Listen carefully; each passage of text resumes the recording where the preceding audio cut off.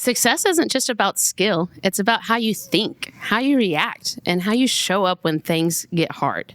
In today's episode, we're going to be talking about the mindset of top performers in real estate, from their daily habits to mental framework to their inner strategies that separate them from the average to the elite.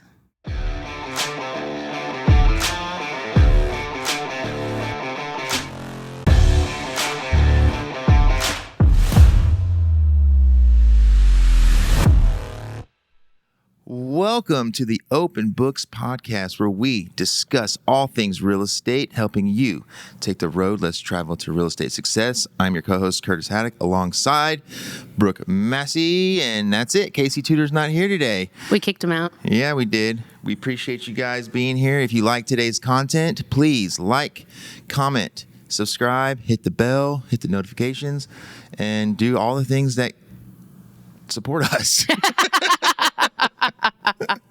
Way to have a good mindset, Curtis. Yeah, you guys know what to do.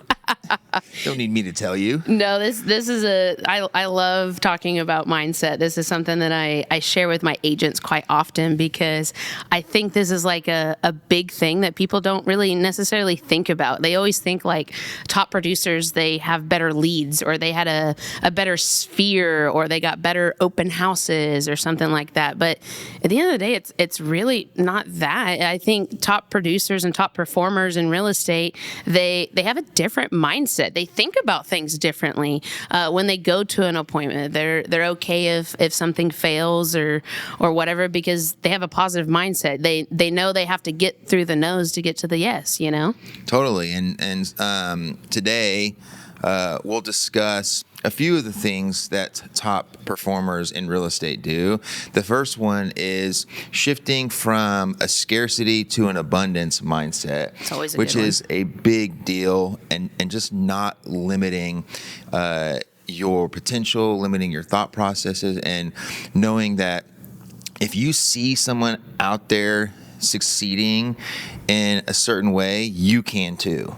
I truly believe that with the right mindset that you can set out and accomplish anything. The second thing we'll talk about is how to handle rejection like a pro. And that one is challenging in and of itself, because I feel like as humans, we don't really handle rejection well, and we do everything in our power to avoid it. Yes. Know? And then lastly, we're going to talk about how to build confidence that closes deals. And that is, we all need to have confidence. And if you can carry that over into your work ethic, then you're going to close a lot more deals. So mindset is a big part of that. So let's start with the first one. Going from a scarcity mindset to abundance. What do you think, like, as a explain to our viewers what the difference is, like, between scarcity, like, give a good example or something. Well, what I was thinking was just last year when the lawsuit happened. And I think it revealed what kind of mindset you had, because there was changes to the industry, and a lot of people, not very many people like change. No, right? I mean, nobody likes change. You're used to doing things a certain way, and it was going to completely change the way that we interacted with buyers. Well, I saw people commenting, well, we're not going to be able to work with buyers anymore. You know, I can't get them to sign a BBA before I even show them a house. Like, they can't afford the commission, so why would they sign something that says that they got to pay me a 3% commission? Right. And I saw people leave the industry because they thought that they weren't going to be able to work with buyers at all. And they just didn't even try. Well, the top producers and top performers in our industry, what did they do? They capitalized on the change, and they said, yeah, you get out of the business and don't work with buyers, because that's going to be more business for me. It's capitalizing on things that are going on in the marketplace, whether it's interest rate, whether it is a going from like how we've been in this shift from a buyer's market to balanced market to now it's shifting into more of seller's market to balance. Balance is now shifting into a more of a buyer's market, and sellers are having to, understand and realize they have to drop their price in order to get their home sold, and they're having a difficult time. And so therefore houses are taking longer to sell. And there's a lot of agents out there that are saying it's too difficult. I'm not going to be able to excel in this. The market is killing me. I can't do it. That's another scarcity mindset. When people say, "Oh, this market's just rough," which I'm not disagreeing with it, right? It just makes it different.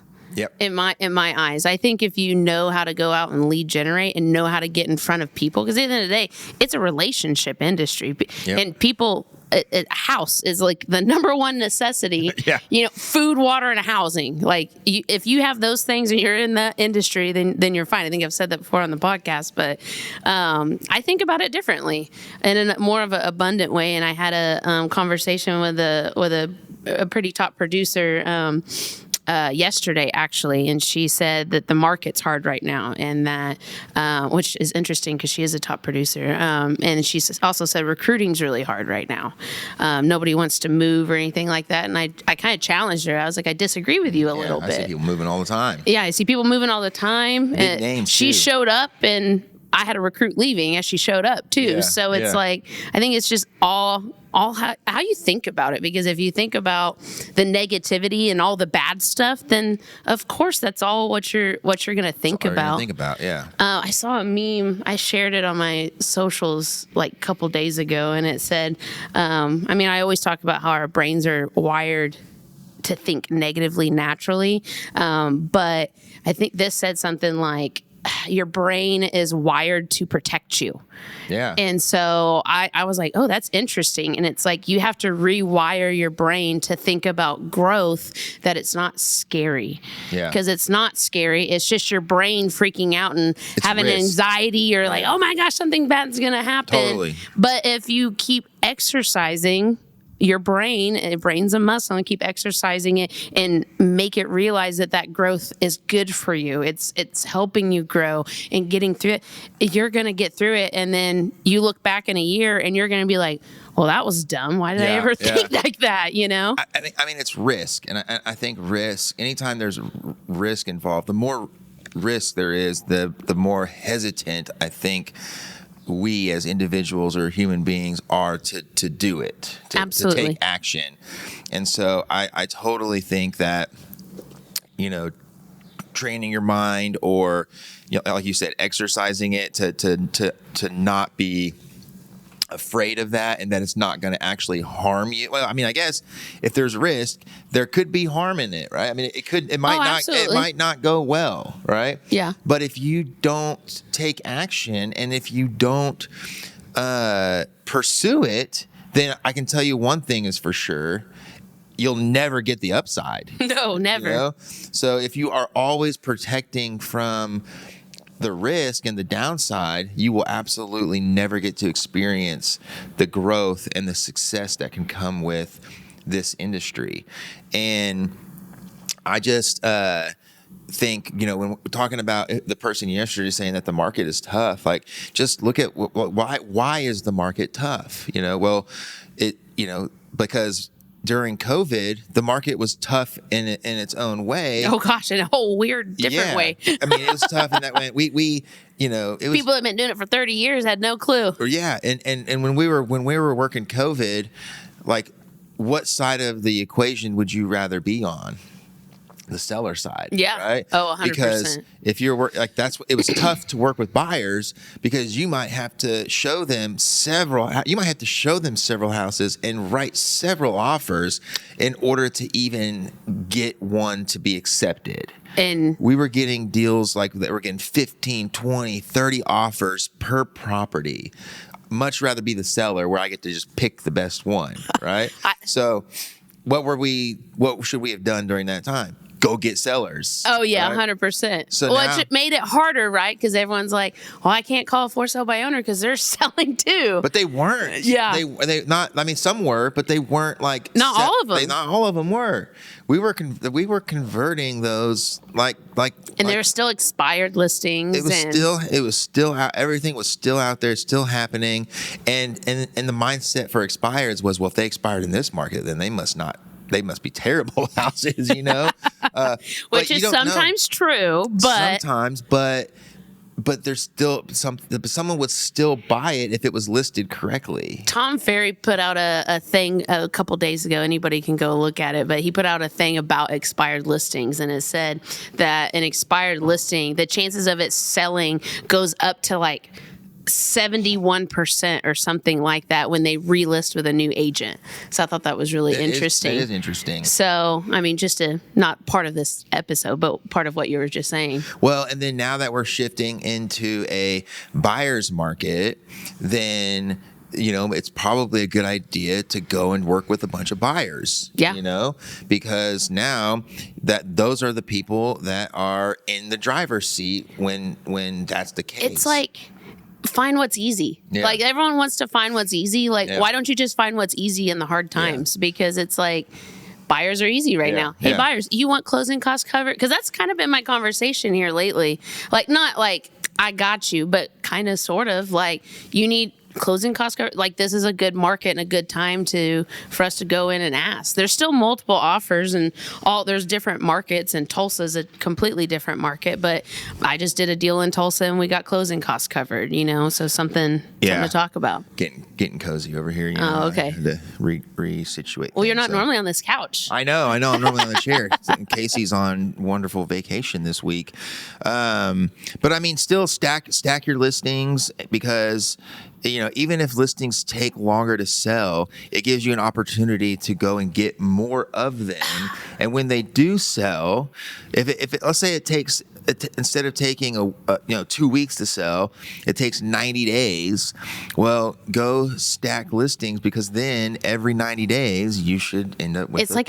It's like a savings account. So it really is. Jennifer and I, we talk about it, and we're like, oh, we need some deals right now. Like, we'll feel like we're slow, and then we're like, man, we have all these listings that aren't selling right now. But then we're like, wait a minute. We have like 15 listings right now. That's like a savings account. I could get a phone call any day, says it puts it under contract, Yep. And then it's money coming in.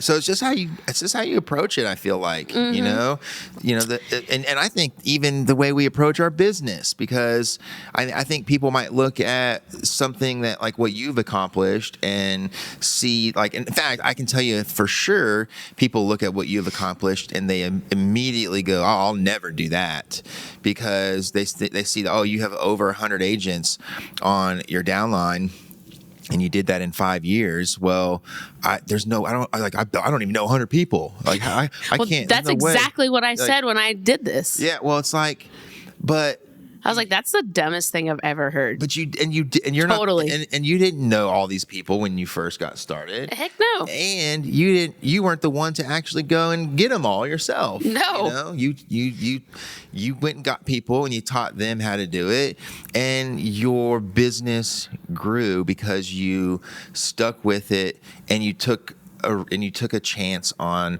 the business. Yeah, showed up. It's baby steps, guys. Just show up every day. Like I always say, I actually told my story yesterday, and like I had no intentions. I just met people, and the conversations led one way to the other, and I saw an opportunity, and I asked for the business every time. So, but there's always a positive in absolutely everything in life, like everything, even sometimes death. Not trying to be really, dark or whatever, but it's true. You got to switch your mindset to that. So I challenge you guys, like, if you're going out there, every time you say something negative about yourself, your business, your family, your friends, anything, I dare you to immediately stop and find 3 things positive immediately. Yeah. Because that is a great way to get your brain to start thinking differently. So I grew up in a lot of my family and stuff. They're very negative thinking, not in a bad way. They're good people, but they just think negatively. They're scared, right? right? Their mindset hasn't shifted yet. And I knew that I didn't want that. So every time they said something, I kept finding the positive. And now I can't help myself but think positively sometimes. Yeah, I think I've been told that I've been too positive before. Well, as like a negative. I was thinking as you were talking, I was like, there's probably people out there watching that are just like can't even take the positive talk right now.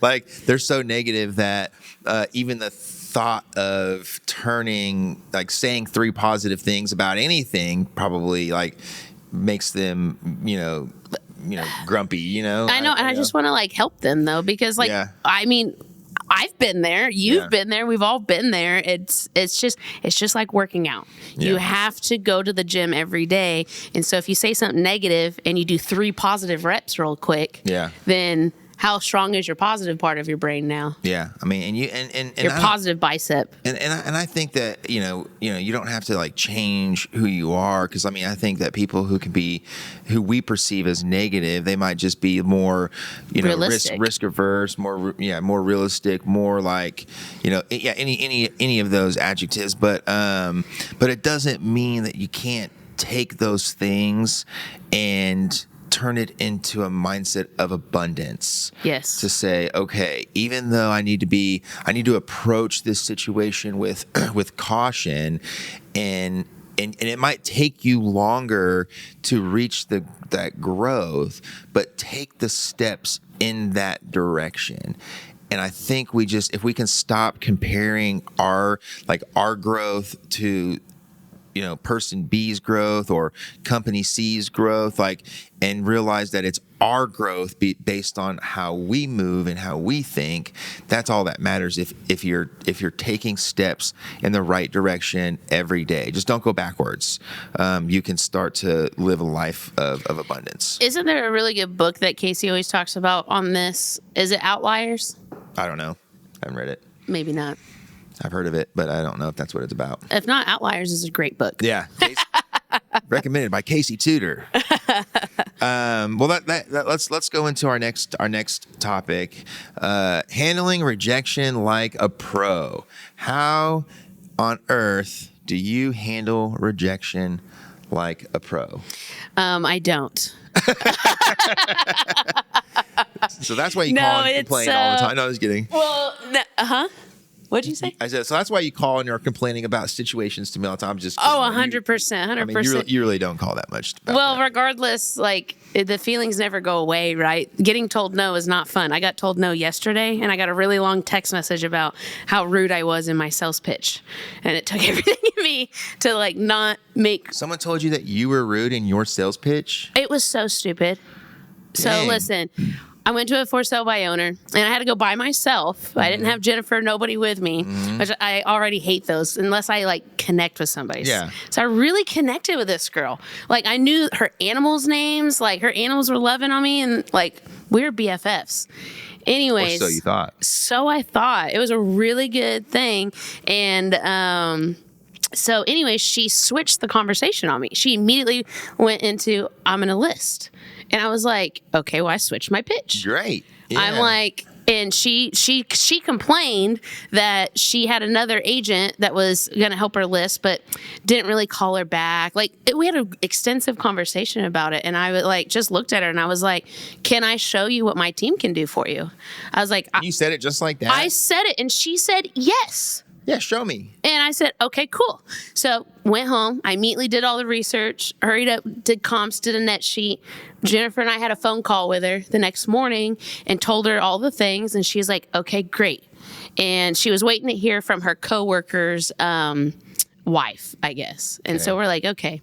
So gave her all of that, gave her the day, emailed it over to her, followed up yesterday. And basically was like, if you hadn't heard from the other agent, let us know, we're ready to rock and roll for you. Yeah. And so she sent us a long book about how she didn't appreciate how we talked about the timeline of the other agent because we didn't know the situation, and that she didn't appreciate that we showed up claiming that we were buyer's agents. And I was like, I am a buyer's agent and a listing agent, and I said that, and I switched the conversation because you said about listing. Yeah. And you also complained about the other people not responding in time. Yeah, you were the one who started all that. So I'm like joking with you, like, yeah, I was like, whatever. that's wild. It was so interesting. Yeah. Well, so the point is that rejection will always be there. 100%. You know how I'm gonna handle it? I'm gonna go to another one today. Go to the next Yes. one. Yeah, and I think that's the key to handling rejection like a pro is how do you manage your emotions and your reaction to the rejection. The one bedroom did smell like cat pee, so that makes me feel better. House won't sell anyways. Exactly. Yeah. I don't want to. I'm too good to have a listing with a you can't. cat pee You don't want to room. put your name on that. Psh, are you No, kidding but me? it doesn't go away. I think you just have to keep going. Something You that have to. You have to. I can't tell you how many agents that I have seen come through the door, these doors, or through the doors of not just our brokerage, but through the doors of the real estate industry. Yes. And it doesn't matter what the money making activity is. It could be FSBOs. It could be open houses. Gosh, open houses are a big one where the rejection open houses don't work. Yes. I had 5 people come through. I didn't get to work with any of them, so therefore I will never do an open house again. Well, did you have a sign-in sheet? Yeah, I know. It's like My first question. so many things to unpack with that. But same thing. I mean, I'm gonna, since Casey's not here, I'm gonna share one of his stories. He had a for sale by owner where he was training a new agent on how to convert for sale by owners. And I mean, he's had situations where he's taken agents to the appointment and they convert it like immediately on the appointment. And even still that agent was like found ways to say that it doesn't work, you know? Yeah. But the situation I'm talking about was they same thing. They got mad at him coming by the house and thinking that they were bringing buyers.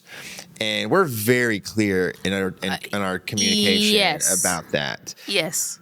I think that people choose to hear what they want to hear. Absolutely. And they assume the things that they want to assume, and therefore it is what it is. Well, that agent, when that happened, they completely abandoned any strategy around for sale by owners and going and getting in front of the owner to do the pitch and things like that. And it just completely destroyed their ability to even get started because they thought that's how they're all going to be. So I might as well I don't want to call them and get rejected like that. They get one rejection and that's how they're all going to be. You know? So I would say another key to handling rejection like a pro is don't overreact to the single one-off rejection that is happening in the moment.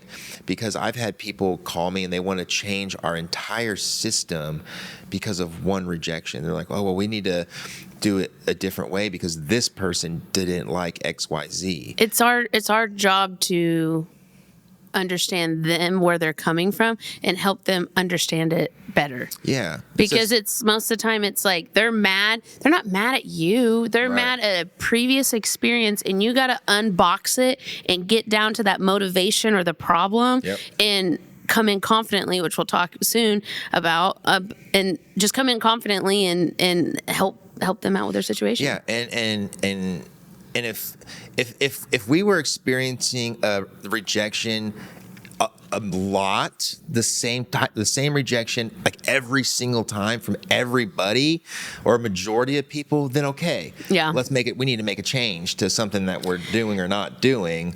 But because one person rejected you for reason A doesn't mean you should abandon reason A on your approach to other people. You can't, what I like Exactly. to say, you can't say the right thing to the wrong person, and you can't say the wrong thing to the right person. If that person isn't going to get along with you or list with you, there is nothing you can say to them to change their mind. If they're a Karen, they're a Karen. Yeah. Right? And That's when you need to learn how to handle Karens, though. Yes. If you want to convert them. Yes. And you may not be able to convert a Karen who doesn't like you. Or you run into them and you're like, you know what? I don't like those people. I'm not going to work with them. Yeah. Then don't work with them, Yeah. right? That's the beauty of our business. We're not going to work with everyone. When we say the conversion rate on leads is like 1 to 3% for the average agent, 97 to 99% of the time, you're going to get rejected. That's what I was going to say next. Like something that like always helped me, like here, especially here recently, and I tell my agents all the time too, actually multiple things, is one, at the end of the day, it's part of our job. Like I was even thinking about like my old corporate job. Like to get rejected? Yeah. I had customers that come in and they'd be mad. I have to show up to the front and resolve the issues and whatever else. Like everyone's had that in their job. Like you can't make everybody happy and you have to deal with those people. So unfortunately, that's just part of our job. And then another thing I say is, especially to my agents, is when you go to these appointments, you're either doing one of two things. You're either learning or you're making money. So learn how to handle those people. You're either learning a new personality, a new objection, a new scenario, a new house, a new layout, a new neighborhood, a new area. You're constantly learning something. So think about it positively. Again, just know when you go to that appointment, you're either learning something great, you're learning how to, again, you're building a business for the long term. You're not going to be a pro at first. So I learn new stuff every single day where I meet somebody new and I'm like, that's a really good question. And I will tell somebody that. And, but yeah, just think about it that way. And as you learn and you develop ways to overcome objections or to deal with certain people, it doesn't mean that every time you come across that particular objection or person that you're going to not get the rejection, right? It's going to help you handle it better. It's going to help you be more confident in how you handle it. And I think this is a great segue into our third talking point, but it's gonna help you be more confident. And so that way, when you are rejected, you don't feel like it's because you don't know what you're doing or it's because you're inadequate. You can start to realize that it's because it was just the wrong person. Yes. You know? And guys, there's only so many objections out there. Like, they're the same over and over again. There's an agent that we had, and she came on board, brand new agent, and she ended up converting like 7 FSBOs. She had 7 listings like that in like 2 months. And I was like, what are you doing? Like, how did you do that? Like, tell me. And so she's like, I learned the objections. I learned every single objection that was out there, which there's like, 10. A handful. Like 10. There's a handful. And it's like learning people's scenarios and situations that's different. But objections, it's the same thing over and over again. And that's all she did to become successful in it. Yeah. So I used to say the exact same thing when I was calling for sell by owners. Everyone knows I just would set up one appointment a day and just did it for 90 straight days, and then I didn't have to do it again because I had enough business and enough things happening that I didn't have to do it unless I wanted to. But after doing that, I had heard every single objection that they could throw at me. And so I was prepared on every call. There was nothing that somebody could say that I didn't have a canned, prepared response for. I might present it differently, or my tone might change, or the examples I use might change, but you will learn every objection. And as time goes on, and the industry changes, laws change, absolutely, things change. So there will be different objections that are like now AI is coming into the picture, and so there'll be there's going to be different objections. But if you're staying consistent with it, you will learn those objections. And if you hear an objection for the first time and you don't handle it well, that doesn't mean that you lost the deal. No. I can't tell you how many times I have fumbled an objection and they still hired me. I don't know if it's because they felt sorry for me or they're like, oh, poor guy, he must be new. I don't know. I always make up a joke or something because I'm like embarrassed. I'm like, let me just make fun of myself, and then we can laugh together and move on. That always helps for sure. Okay, so build confidence that closes deals. What are things that you do to kind of build your confidence? I mean, I guess we kind of talked about some of those things, but how can people, gain more confidence in themselves? Well, it's kind of goes back to like just it's hard because like for me, like as a new agent, I had confidence because I was able to, I had all my mentor support. And so I went in there and I just talked to people, right? And then if there was something I wasn't confident about that they said, I'm like, that's a good question. Yeah. Let me find out. Let me find out and I'll follow up with you. And then I just kind of kept going. It's just practice, right? You got to kind of learn and earn that confidence. What I tell new agents is even the 20, 30-year experienced vet, they might get questions that they don't have the answer to, right? And I've asked them questions.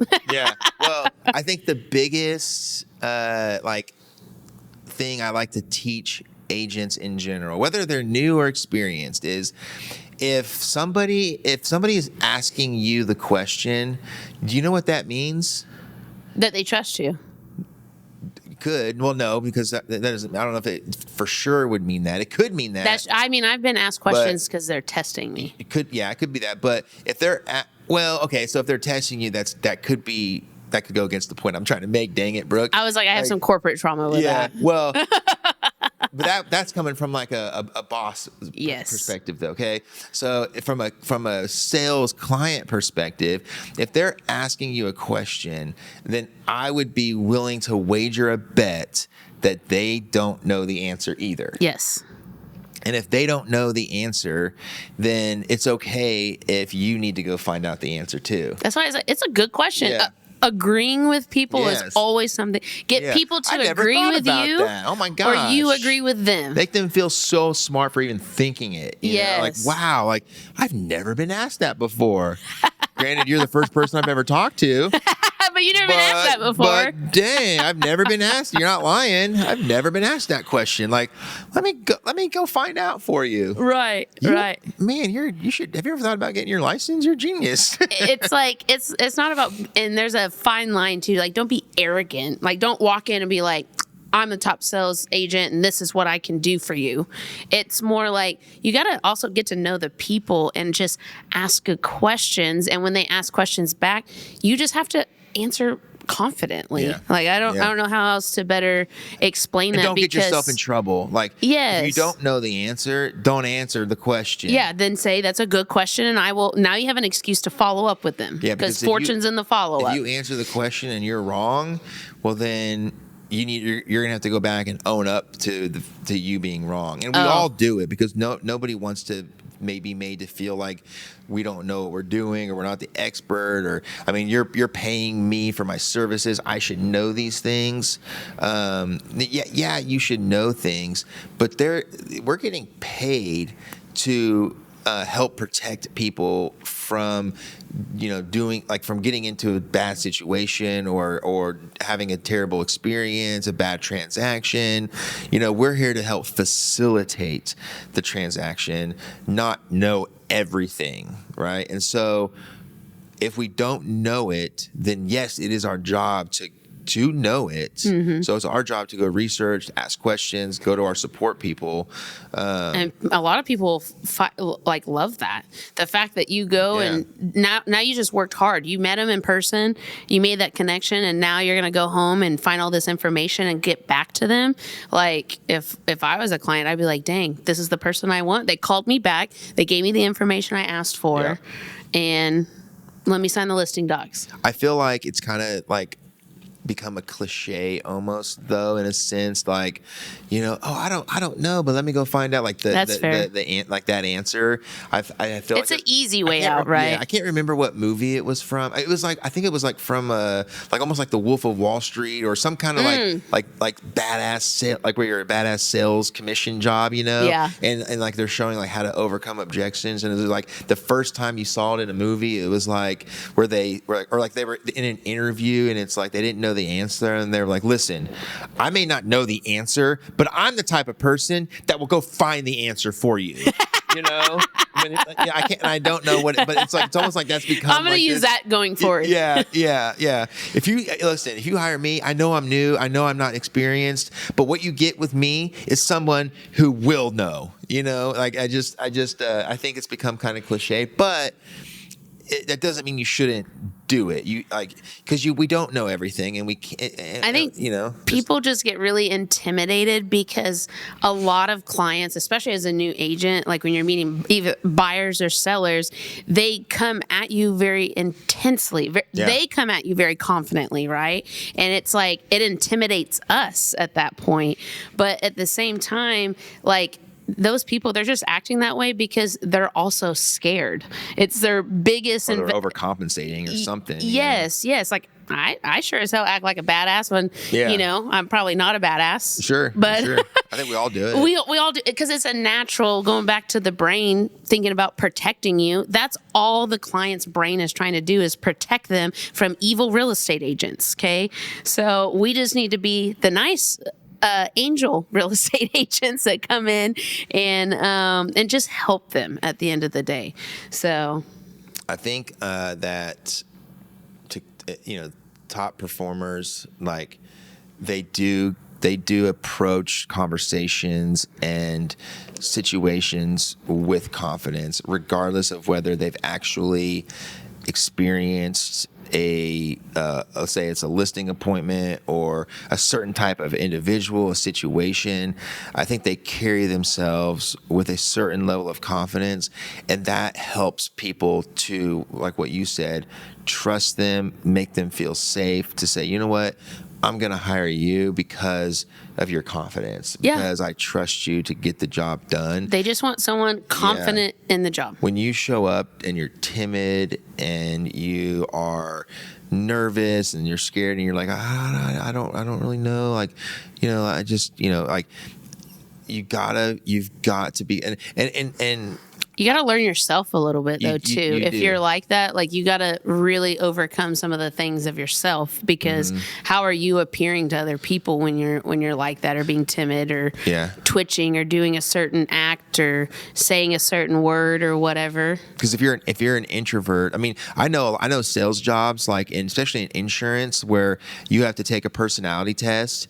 And that test, I think, is trying to determine if you're an extrovert or an introvert to an extent. Yeah, that's fair. And if you're an introvert, then they know that, like, you have a lower chance of success. And I remember when I was applying for a financial sales role at one of the big financial companies here in the city, and I took the test, and they ended up not hiring me because of the test, and because I'm like a big time introvert. Yeah. But I believe that introverts can sell. That introverts just have a little bit more to overcome than the extrovert, because we don't get energized by being around people and talking to people. Yeah, they drain and going you. out. That's all that it is. But you can do it. Oh, yeah. 100%. You can do it. You can be confident in yourself, and you don't have to, like, pretend to be this extrovert to succeed. Well, even those extroverts, I mean, people still drain them too at the end of the day. Sure. But I always tell introverts, I said, do you know that there are introverts and extroverts that are listing their homes and buying homes? Oh, yes, 100%. So introverts. I do not connect well with introverts. They're. I need you to talk or make a do something. It makes it hard. I right? like poke them. Yeah, it's like draining on you, right? You're like oh yeah, you get no feedback. And I don't know how to act. Yeah. So, but to say. You know who does know how to act? Introverts. Oh, 100%. And so I tell. I'm like, where's Curtis? Can he convert this appointment? But I do think over time you become skilled at converting both types of people. Oh yeah, you do, because you just. I just pretend like I'm like some social extrovert. You're like, oh hey yeah, like this is awesome. Like, oh, you like to go out too? Yeah. I mean, I don't lie, but it's like, but you just. As an introvert, you can smile and engage and have conversation, and it could be draining, but you rest as soon as you get in your car. And like I just made $10,000. I'm like totally worth it. I'm like one of those weird. What do they call them? An ambivert. or whatever, where you're like both? Yeah, Because like I can like people do fuel me up, but also there are some people that just totally drain me, and I can go I've home seen and you do both. Yeah, I can go home and just not talk to nobody. my wife says the same thing about me. She's like, I know you say you're an introvert, but like when you are in like when we're in like our small group at church, or when we're in any kind of like activity where we get together with people, Yeah. like she's like, you're always like, especially like in a classroom setting or whatever, she's like, you're always the one talking, you know. And so, like, introverts don't do that. That's true. They sit there and they be quiet. Maybe you are an ambivert. And they're quiet. And but you're like more on the like introvert spectrum than the for sure, extrovert. Because if you say what would be an ideal Friday night, like 10 p.m., you know, and I'm like, oh, I'm in bed. Yeah, I wanna be like in my pajamas or in my comfy clothes, whatever you want to call it, and I want to be eating snacks, watching. Were you like Netflix. that though? Like even like in college on a Friday night? That's a good question. Because I've switched Friday night. I'm like, it's Friday night. I'm going out. Yeah. And I didn't come home till 4 a.m. Now I'm like in bed by night. As you get older, I think you get to be more like, get in and you have more responsibilities and you got to get up, the next day for certain things. But in college, I didn't like, and I didn't like seek out like partying and stuff often, but I definitely got more energized out of partying than I would now. Well, I can't go party now. Yeah, but it wasn't. But like I'll just sit in the corner. I drink my water. definitely would have like okay. Here's another good example. And I probably shouldn't admit this one, but people it's recording. Like yeah. So sports, Yeah. Like I've had friends, like there's a big game, and they're like, let's get together and watch it. Oh, yeah. Now, if it's a game where my team is not in it, then totally let's get together, have fun, and watch it. I can see that from you. But if it is my, you're competitive. Yeah. Well, if it's my, even when it's the same, when we're on the same side, like an OU game or something, they're like, let's get together. Like it's the big game. Like I'm just like, I just need to be by myself in the zone and be able to turn the game off when I don't want to watch it, turn it on when I'm ready to come back and see the score. Like I just want to watch it by myself. That's I don't fair. know why I'm like that. No, I can see that. I don't know. It's just with certain. Well, I think it gets you care about sports so much that I think it just like really ticks you off. Yeah. And so like sometimes we just need to be alone. Yeah. So when it's my team in there, I just like to watch it by myself. I'll invite you over for the OSU game. There you go. Yeah. Just kidding. We don't ever watch if it's like a national championship game or like the NBA Finals, if the Thunder weren't playing or if the Nuggets weren't in it or something, like let's get together and let's watch the games. I can't believe we lost last night. Oh yeah. We're not talking about that right now though. Yeah. We're still gonna win. Yeah, I think so too. But anyways, anything else on confidence? No, I think that's pretty good for mindset. So scarcity versus abundance, having a positive, more abundant mindset. What was the second one? Rejection like a pro. Rejection like a pro. Rejection like a pro. And then building up confidence. So close more deals. And so let's just tell you guys, if you don't do those things, well then change your mindset. Do your 3 positive push-ups for the day. There you go. Awesome. Well, I appreciate you guys for watching, spending time with us. It means the world that you guys take time to listen, and hopefully you get something out of it. Again, we would love for you to comment anything that you want to hear about, any ideas on episodes, or if there's anything you want to learn. If you liked this episode, hit the like button ding. And subscribe so that you guys can be notified whenever we release new episodes. But that's it for today. Signing off. I am. What does Casey say? Like it says, thanks for watching. I'm your host. I'm your co-host, Brooke Massey and Curtis Hackett. That's all it is. We'll see you next time. I'm your co-host, Curtis Hackett. Casey Tudor's not here, and Brooke Massey. Gotta have the end.